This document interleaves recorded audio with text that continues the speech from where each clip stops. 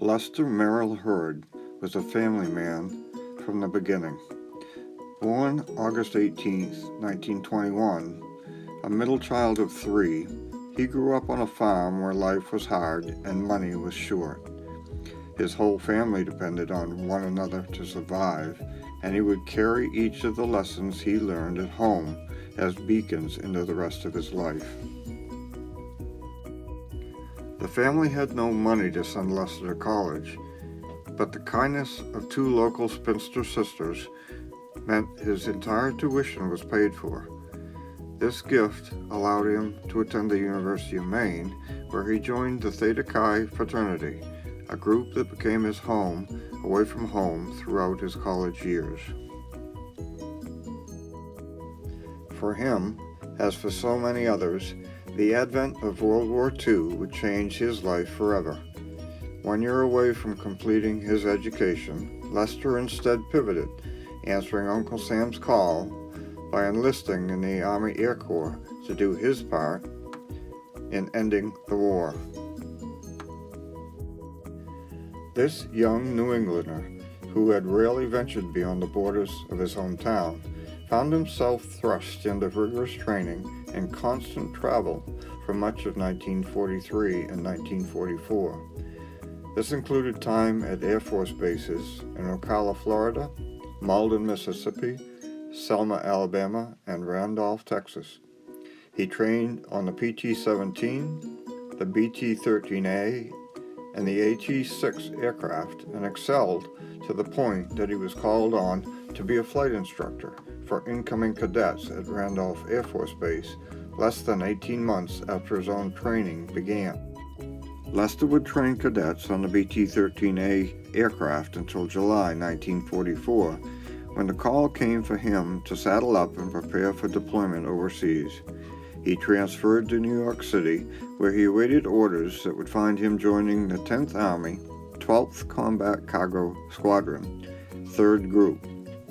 This division piloted C-47 transport aircraft in the China, Burma, India, CBI theater of World War II. Well into 1945, Lester would fly unarmed, unescorted supply missions with his three tent mates, Bill Scull, Howard Linderberry, and Ed Petrovich. Together, they fought through the worst flying conditions on Earth and survived. So many pilots were lost along their route, never to be recovered, that it was known as the Aluminum Trail.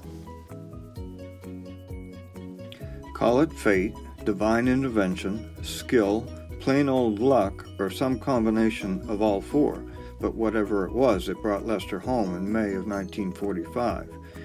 There, he reunited with his sweetheart Mary, a fellow service member who was stationed with the Navy in San Diego, California. During the war, he and Mary had written to one another, often discussing their desire to marry and start a family together. Now they had that opportunity. They married on May 27, 1945. While Mary returned to San Diego for a short time to complete her Navy service, Lester kept the home fires burning by finding work for himself and seeking out a home where they could live and raise their family. That home was in Freeport, Maine, where Lester and Mary set down roots for the remainder of their lives. They soon began attending church in town, and the congregation became part of their extended family. They remained lifetime members and active volunteers, and Lester, a lifetime outdoorsman, often included fellow congregants in his outdoor activities, including camping, fishing, and boating. Thanks in part to his brother Howard, Lester found a job as an electrician. While the family that owned that company wasn't related to him by blood, they shared Lester's values around family, and as such became an extended part of his. After studying electrical engineering, Lester spent the next 35 years at that company, climbing the ladder that would take him from electrician to job estimator to finally vice president. When not in the office, Lester embraced his love of the outdoors with company fishing trips.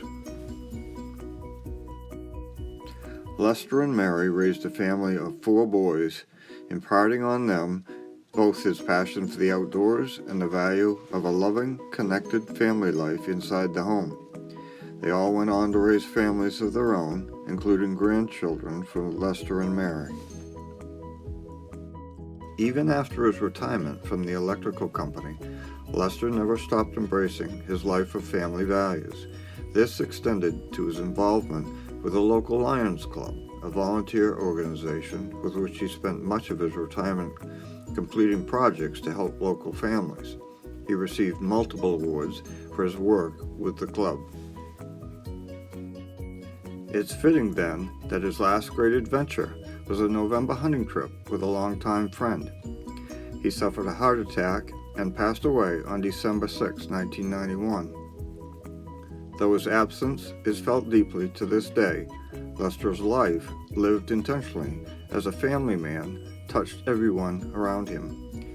Emerging from the trials and tribulations of war, he lived as a man of peace, enjoying every moment and helping all those he knew to do the same. A family man to the end.